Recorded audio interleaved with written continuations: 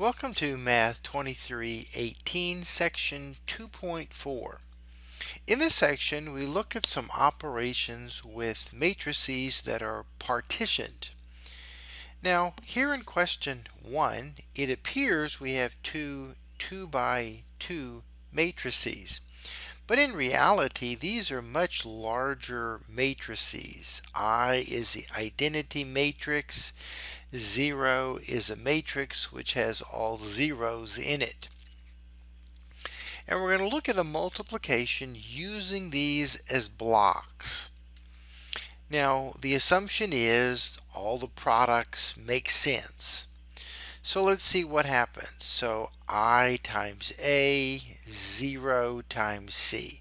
So regular matrix multiplication, I times B, 0 times D, K times A, I times C, and so on.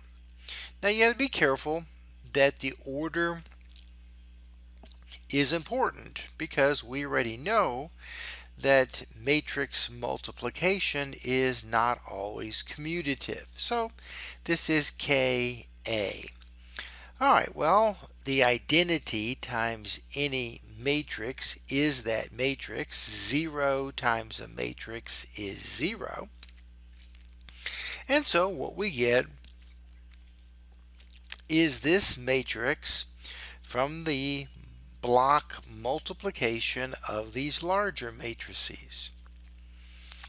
Alright, in question 2. In question 2, we know the product of the first two must equal the one on the right hand side. Alright, so basically let's compute this product and then match things up. So A times I, B times X.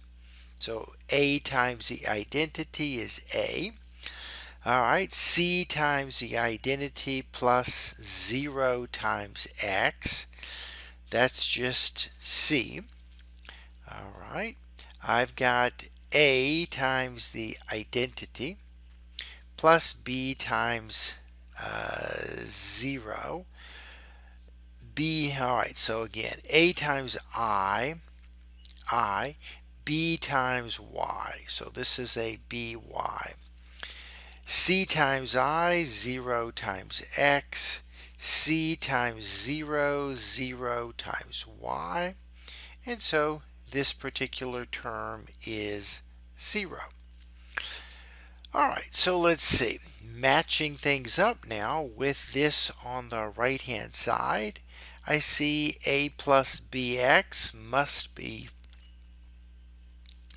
0, so BX is minus A.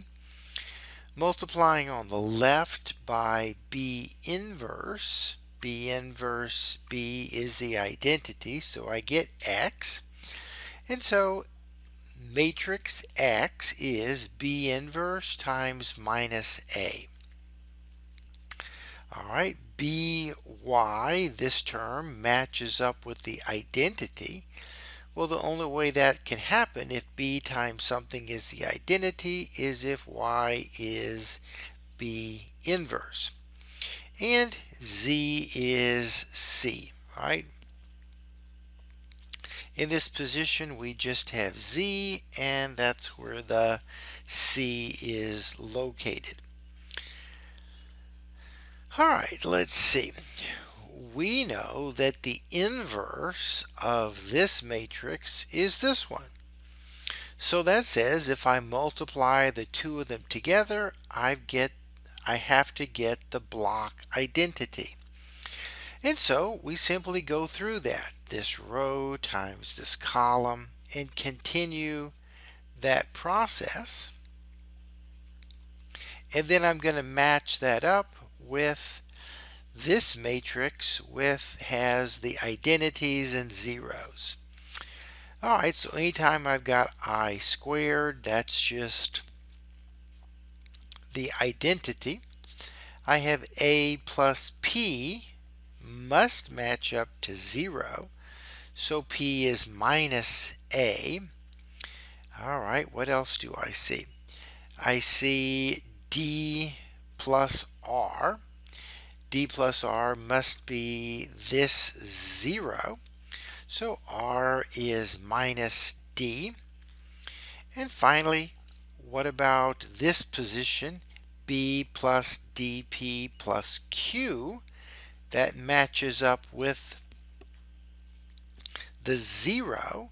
And so I get Q equals minus B minus dP. But I know something about P. P is minus A. And so I can also write it in that particular fashion.